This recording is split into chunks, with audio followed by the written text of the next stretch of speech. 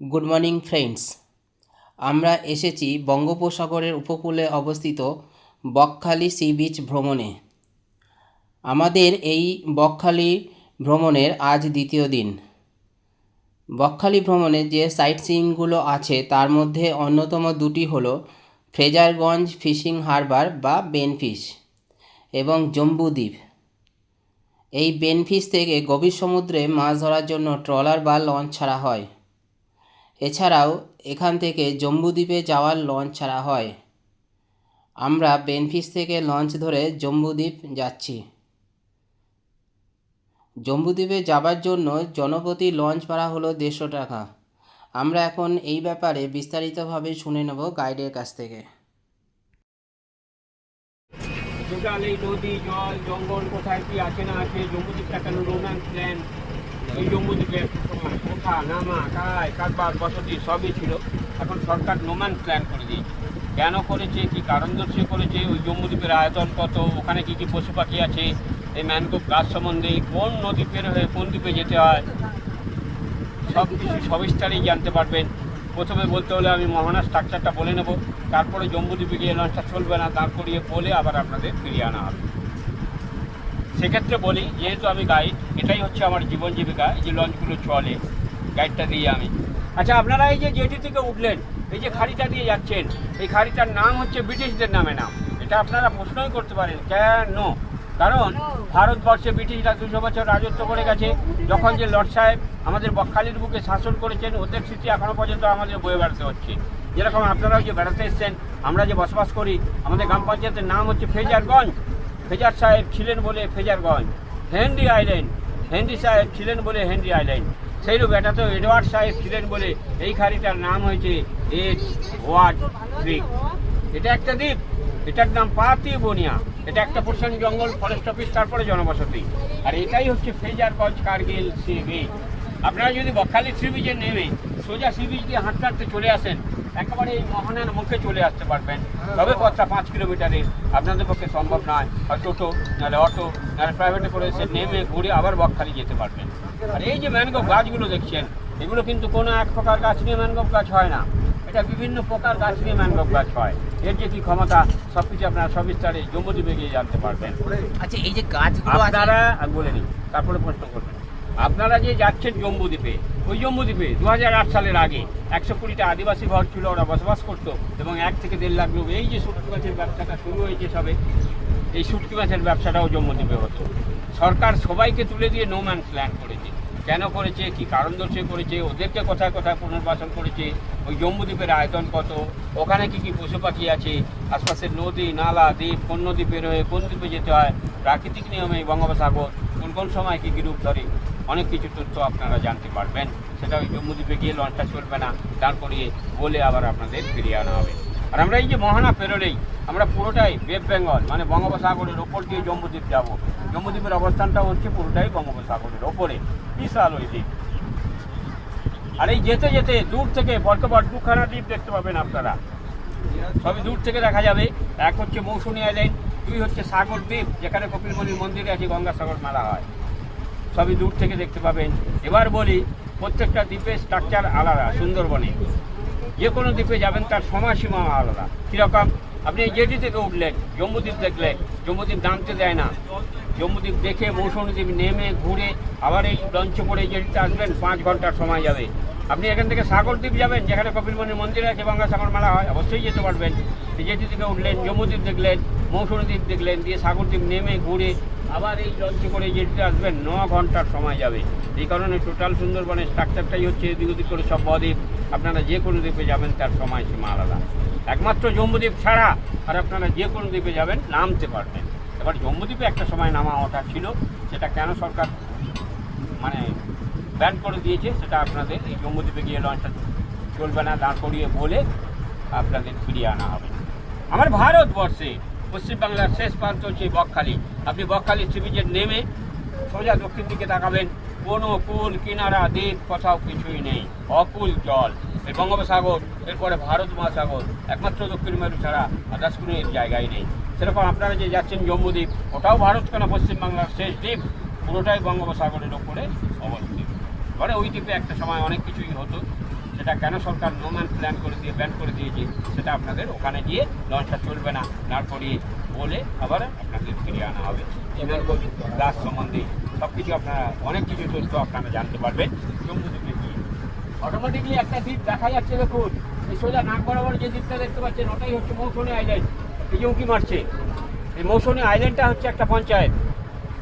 এই সোজাটা এটা যেরকম পাঁচপুনিয়া ওইটা মৌসুমী, এইটা ফেজারগঞ্জ বকখালি মানে ফেজারগঞ্জ কার্গিল চিবি, এই যে একদম সোজা। আর এই দিকেরটা বাঁ দিকেরটা কি না এইরকম ডান দিকে এই যে দ্বীপটা দেখা যাচ্ছে সোজা, আর এই বাঁ দিকের ওটা কি? বাঁ দিকের ওটাই জম্বুদ্বীপ, ওটাই বঙ্গোপসাগরের উপরে, আমরা ওখানেই যাবো। হ্যাঁ এইটা এই সোজা যে দ্বীপটা দেখতে পাচ্ছেন ওইটা মৌসুমী আইল্যান্ড। আচ্ছা, ওই এই আইল্যান্ডটা হচ্ছে দ্বীপটার একটা নাম? পঞ্চায়েত, এটা পাতিগড়ি। পাখিবাড়ি। ওই আইল্যান্ডটা হচ্ছে একটা পঞ্চায়েত, 800টা গ্রাম আছে, 50-60 হাজার লোকের বসবাস। ওখানেও 4 লক্ষ জমি আছে, স্কুল আছে, হসপিটাল আছে, সবই আছে।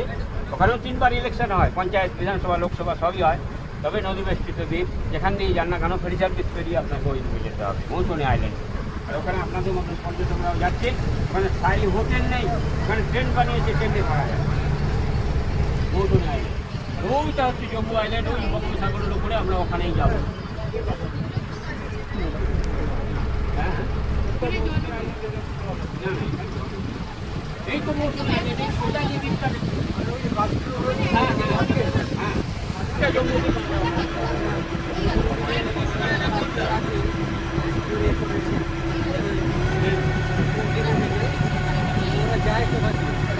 আপনি জায়গা দিয়ে যেতে পারবেন, এখান থেকে লঞ্চ রিজার্ভ করে যেতে পারবেন। নামখানা দ্বীপ করলে 4টে ঘাটের মধ্যে মৌসুমী দ্বীপ করে যায়।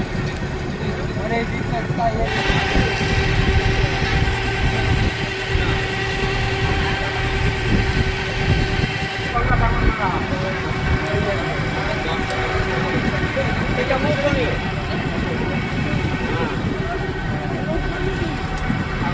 অনেক দূর এখান থেকে, তাই না?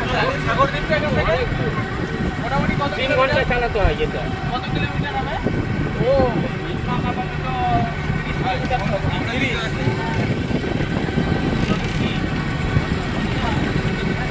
জলের ওপরে দ্বীপগুলো কাছাকাছি দেখা যাচ্ছে, কিন্তু যেতে গেলে সময় লাগবে।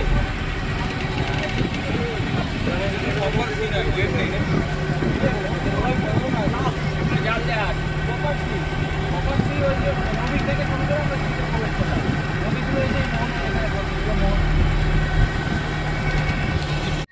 এটাই হচ্ছে জম্বুদ্বীপ। পুরো দ্বীপটার আয়তন হচ্ছে 10,000 হেক্টর।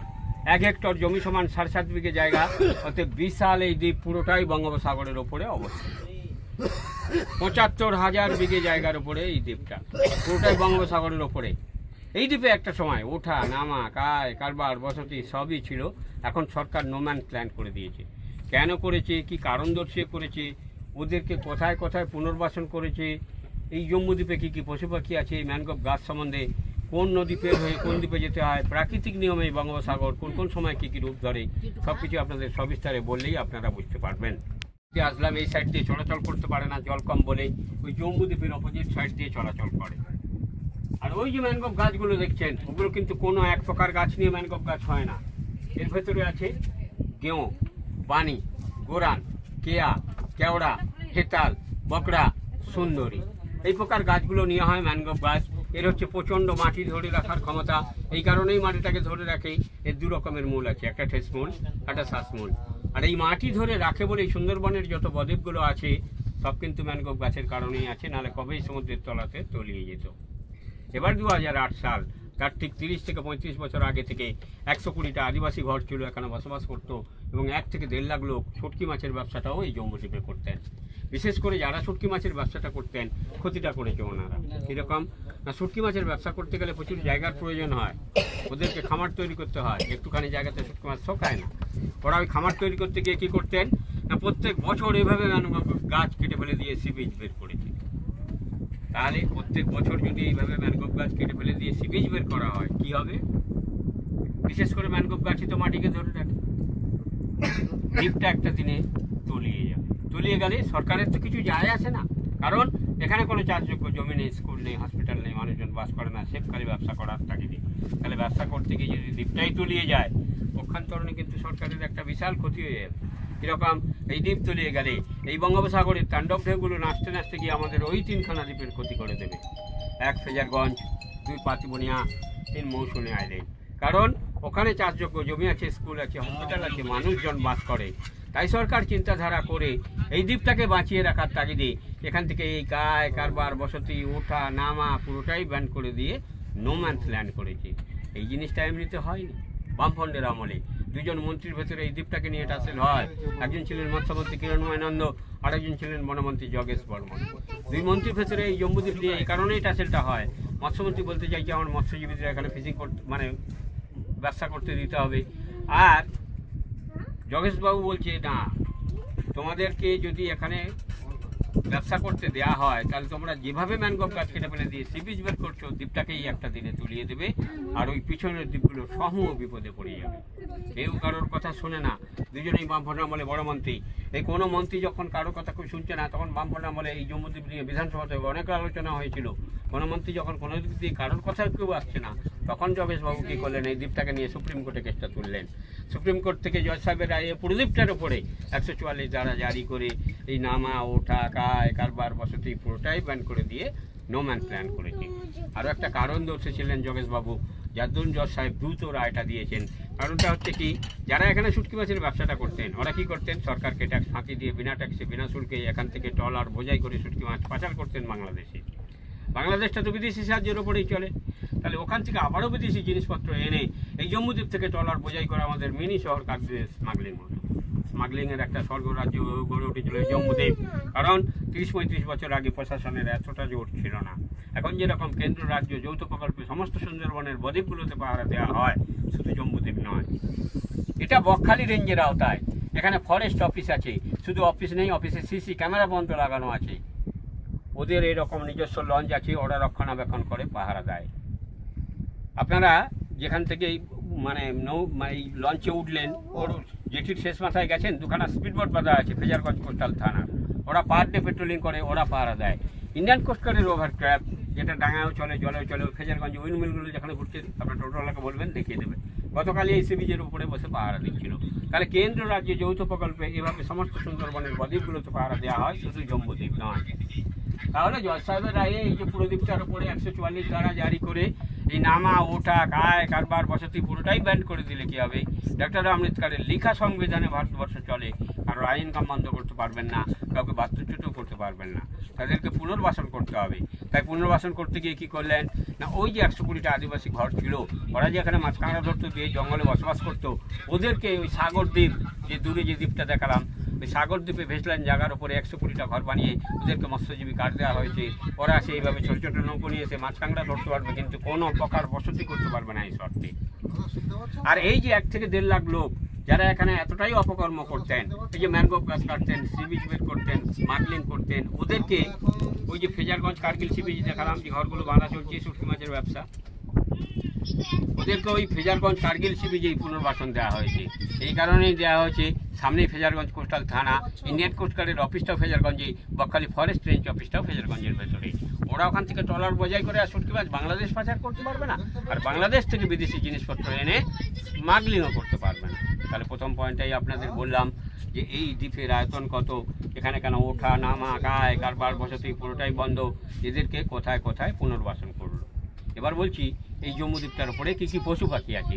এই যে আপনারা এলেন, একটা পাখিরও দেখা পাচ্ছেন না। আপনারা যদি ডিসেম্বর জানুয়ারি মাসে আসতেন, কয়েক হাজার পরিযায়ী পাখি এই দ্বীপটার উপরে দেখতে পেতেন। পাখির মধ্যে যেরকম সাইবেরিয়ান শ্রীগাল, শ্রীডাক, অন্যান্য প্রজাতির প্রচুর বিদেশি পাখি এখানে আসে। এই কারণেই আসে, নির্জল দ্বীপ বলে কেউ ওঠানামা করে না। ওরা ওই শীতকালে আসে, গরম পড়লে আর থাকে না, চলেই যায়। এই যে জঙ্গলটা দেখছেন, প্রচুর বিষধর সাপ আছে। সাপের মধ্যে যেরকম কেউটি, শ্রীগাল আছে, বাঁদর আছে, বনবিড়াল আছে, অন্যান্য জীবজন্তু যেগুলো জঙ্গলে থাকে সেগুলো আছে। আর কি আছে, ওই যে আদিবাসীরা এখানে থাকতেন, ওরা যেহেতু এখানে মাছ কাঁকড়া ধরার সঙ্গে সঙ্গে জঙ্গলে বসবাস করতেন, ওরা সাইড বিজনেস হিসাবে প্রচুর পরিমাণে শুয়োর প্রতিপালন করতেন। এই শুয়োরগুলোকে বন্য পশু হিসেবে গণ্য করে ফরেস্ট ডিপার্টমেন্ট নিয়ে যেতে দেয়নি। প্রচুর পরিমাণে শুয়োর এখানে আছে। আর কি আছে, হরিণ আছে। এই যে আপনারা এত বড় বঙ্গোপসাগরটা পাড়ি দিয়ে আসলেন, ওপার থেকে এপারে, এত বড় বঙ্গোপসাগর পেরিয়ে ওই পাতিবনিয়া বা বকখালি থেকে হরিণ পেরিয়ে এই জম্বুদ্বীপে আসতে পারবে না। এত বড় জল হরিণ পাড়ি দিতে পারে না, হরিণের পক্ষে সম্ভব নয়। তবে হরিণ জল পারাপার করতে পারে। কীরকম না, সুন্দরবনের ছোটো ছোটো খাড়িগুলোতে এপারে জঙ্গল, ওপারে জঙ্গল, এপার ওপার করতে পারে। ফরেস্ট ডিপার্টমেন্টের যে এরকম নিজস্ব লঞ্চ আছে, ওই লঞ্চে করে 5 বছর আগে 50টা হরিণ এনে এখানে ছাড়া হয়েছে। কারো প্রজনন শুরু হয়ে গেছে, প্রচুর পরিমাণে এখানে হরিণও হয়েছে। এখানে বাঘ, কুমির, অন্যান্য জীবজন্তু কিছুই নেই। তাহলে এই দ্বীপটার ওপরে কী কী পশু পাখি আছে এটা আপনাদের বললাম। এবার বলছি আশপাশের নদী নালা দ্বীপগুলো কোন নদী পের হয়ে কোন দ্বীপে যেতে হয়। ইতিপূর্বে বলেছি যে খাড়িটা দিয়ে আপনারা আসলেন, ওটার নাম হচ্ছে এডওয়ার্ড ক্রিক, তার পাশেই এটা পাতিবনিয়া দ্বীপ, এইটা হচ্ছে মৌসুমী দ্বীপ, আর ওই যে ওপারে পাতিবনিয়া এপারে মৌসুমী, মাঝখানে যে নদীটা দেখা যাচ্ছে ওই নদীটার নাম হচ্ছে চেনাই। ওই চেনাই নদী পের হয়ে মৌসুমী দ্বীপে যেতে হয়। নামখানার ওপরে যে ব্রিজটা হয়েছে হাতানিয়া দেওয়ানিয়ার ওপরে, পুরোটাই চেনাই নদী দিয়ে হয়ে নেমে এসে বঙ্গোপসাগরে মিশেছে। এই সোজা যে নদীটা দেখছেন এই যে জম্বুদ্বীপ আর মৌসুমী দ্বীপের মাঝে, এটার নাম হচ্ছে মুড়িগঙ্গা। এই মুড়িগঙ্গা পের হয়ে সাগরদ্বীপ যেতে হয়, যেখানে কপিলমুনির মন্দির আছে, গঙ্গাসাগর মেলা হয়। সাগরদ্বীপের পরে আর একটা নদী আছে, নদীটার নাম হচ্ছে হলদি নদী। আপ টু কলকাতা থেকে ডায়মন্ড পর্যন্ত হুগলি নদী, ডায়মন্ড থেকে হলদি নদী নাম নিয়ে পূর্ব মেদিনীপুর আর সাগরদ্বীপের মাঝখান দিয়ে এসে বঙ্গোপসাগরে মিশেছে। আর এই হলদি নদীর নামকরণ হিসাবে পূর্ব মেদিনীপুরে হলদিয়া বন্দর গড়ে উঠেছে।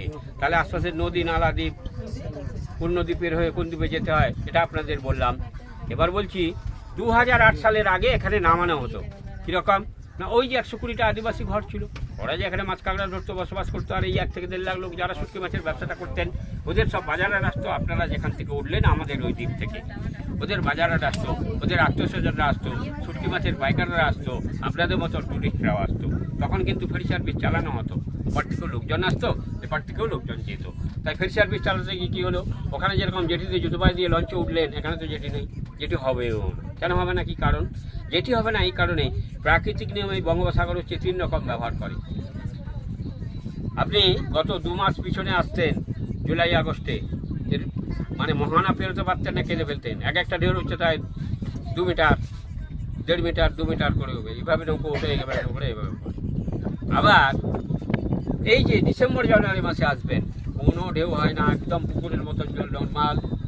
বঙ্গোপসাগরের যত দূরে যান না কেন প্রাকৃতিক নিয়মে শীতকালে কোনো ঢেউ হয় না। আবার এই যে বঙ্গোপসাগর, এটাই হচ্ছে নিম্নচাপের আতুর ঘর। আজ পর্যন্ত যত নিম্নচাপ সৃষ্টি হয়েছে এই বঙ্গোপসাগরে হয়ে তারপরে গতিপথ নির্ধারণ হয়। কি হয়নি আমাদের ওপরে, যেহেতু আমরা ভূগোলে বাস করি 2009 সাল থেকে। 2009 সালে আয়লা, তারপরে ফণি, তারপরে বুলবুল, তারপরে আমফান, তারপরে জ্যাস, তারপরে গোলাবো, মাঝখানে হয়ে গেল রেমাল, লাস্টে হয়ে গেল দানা। এই বঙ্গোপসাগরের আতুর ঘরে যখন নিম্নচাপ সৃষ্টি হয়, যখন ঝড়ের সৃষ্টি হয়, এর ভয়ঙ্কর রূপটাই দেখলে হার্টফেল করে যাবেন। একটা ঢেউর উচ্চতা নারকেল গাছ তাল গাছের থেকে উঁচু, 10-12 মিটার করে উঁচু, এই দুমদম করে এই শিবিরের উপরে ভেঙে পড়ে। এক ঢেউতে যেটি উড়ে যাবে। ফরেস্ট ডিপার্টমেন্ট সেই মানধাতার আমল থেকে অনেক চেষ্টা করে আসছেন, যেটি এখানে করতে পারেননি। তাহলে মানুষকে আগে কীভাবে নামানো হতো? এই যে দেখছেন না, আমরা ফেললাম, বোটটা যখন ঘুরলো কাদা উঠছে, পুরোটাই শিবির। এই জোয়ার আসলে ঘরে, আবার ভাটা হলে পুরোটাই ডাঙা হয়ে যায়। তাহলে আরও একটু এগিয়ে গেলে একদম অল্প জল, কাদা, হোড়, এইভাবে নামতে হতো। এখানে যারা ওই শুটকি মাছ ব্যবসা করতো, তারপরে যারা আদিবাসীরা থাকতো, ওরা ওদের জীবিকার তাগিদে নামতো। আপনাদের মতন টুরিস্টরা যারা আসতো, তারা বয়স্ক লোকরা নামতে পারতো না, বাচ্চা কাচ্চারা নামতে পারতো না। কিছু ইয়ং ছেলেমেয়েরা আসতো, কী করতো, ওদের দেখা দেখি নেমে যেত। আরে ভাই, ওরা তো নামছে ওদের জীবিকার তাগিদে, না নামতে যেহেতু দেয়, কিন্তু নেমে গেলে তো হবে না। ইয়ং ছেলেমেয়ে, ওদের প্রতি ভরসা করা যায় না। কারণ কোথায় গিয়ে যদি জঙ্গলে থেকে যায়, তাহলে আমাদের জেল খাটতে দিনটাও যাবে, বোটটাও সিজ করে দেবে। তাই ওদেরকে সঙ্গে নিয়ে ঘুরিয়ে আবার লঞ্চে তোলার দায়িত্ব ছিল। তাই ওরা যে নেমে যেত, ওদের আবদার মতন ওই বঙ্গোপসাগর থেকে ভেসে আসা কিছু সামুদ্রিক বস্তু, কিছু লাল কাঁকড়া, কিছু ঝিনুক, কিছু শঙ্খ, কিছু অমুক তমুক কুড়িয়ে দিয়ে একটা বকশিস পেতাম। তাই এখন তো আর নামানো হয় না স্যার। আমার যে 20-22 বছরের অভিজ্ঞতাটা ছিল, সেটা সবিস্তারে আপনাদের কাছে বললাম। জম্বুদ্বীপে এসে আমাদের লঞ্চটি খারাপ হয়ে যায়। এখানে আমরা প্রায় 1 থেকে 1.5 ঘন্টা আটকে থাকি। তারপর আরেকটি লঞ্চ এসে দড়ি বেঁধে আমাদের লঞ্চটিকে টেনে নিয়ে যায়। বকখালিতে এসে জম্বুদ্বীপ ভ্রমণ এক রোমাঞ্চকর অভিজ্ঞতা হয় আমাদের। ভিডিওটি ভালো লাগলে লাইক, শেয়ার ও কমেন্ট করতে ভুলবেন না। চ্যানেলটি সাবস্ক্রাইব করার জন্য অনুরোধ রইল। ভিডিওটি শেষ পর্যন্ত দেখার জন্য ধন্যবাদ।